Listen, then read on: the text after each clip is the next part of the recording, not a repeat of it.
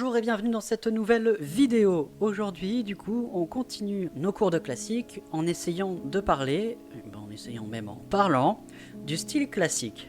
Alors, petit rappel, le début de la période classique commence en 1750 à la mort de... Oui, Jean-Sébastien Bach. Voilà.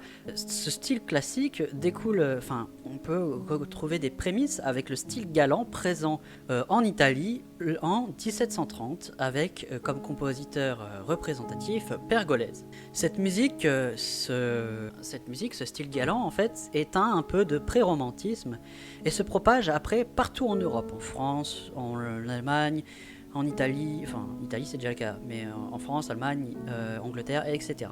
Cette musique est structurée par un code très précis, et la mélodie en fait est soutenue soit par une basse d'Alberti, justement connue et utilisée très souvent par Monsieur Alberti, ou des accords battus, des accords en fait qu'on plaque pour accompagner la mélodie. C'est avec Mozart et Haydn que se forme peu à peu le style classique.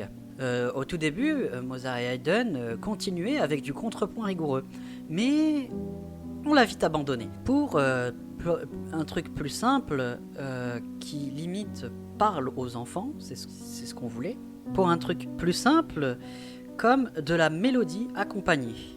Mozart, comparé à Haydn qui était très populaire de son vivant, Mozart était très peu apprécié, avait mauvaise presse auprès des contemporains. Mozart malgré tout a dit quelque chose par rapport à tout ce qui était mélodie et contrepoint. Il disait « La mélodie est l'essence de la musique.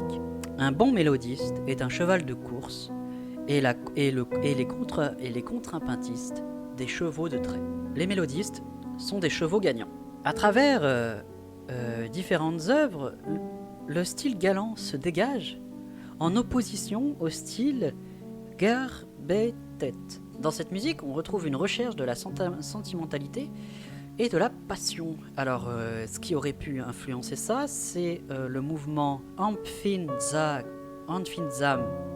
autrement dit sentimentalité, qu'on retrouve du coup entre 1740 et 1780, qui est un mouvement aussi contemporain au style galant. Et nous avons le fameux Sturm und Drang, qu'on entend parler en romantisme, en classique, on l'entend parler du baroque au romantisme, qui, du coup, je vous le rappelle, veut dire tempête et passion.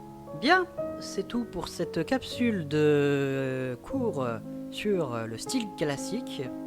Voilà, je vous ai dit l'essentiel. N'hésitez pas à vous abonner pour continuer à réviser. Activez la cloche pour réviser en temps et en heure. Désolé si en ce moment je ne suis pas régulier, j'ai eu du retard. N'hésitez pas à me signifier que cette capsule vous a plu avec un pouce en l'air. Quant à moi, je vous retrouve aussi dans les commentaires pour vos questions. Et sur ce, bonne révision, musicalement vôtre.